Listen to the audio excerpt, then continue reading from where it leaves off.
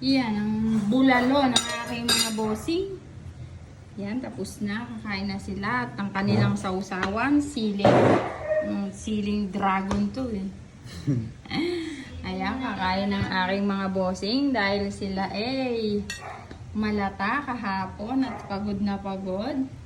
At ang aking mga boss ay ang kanyang ulam, pampalakas. Yan, taba.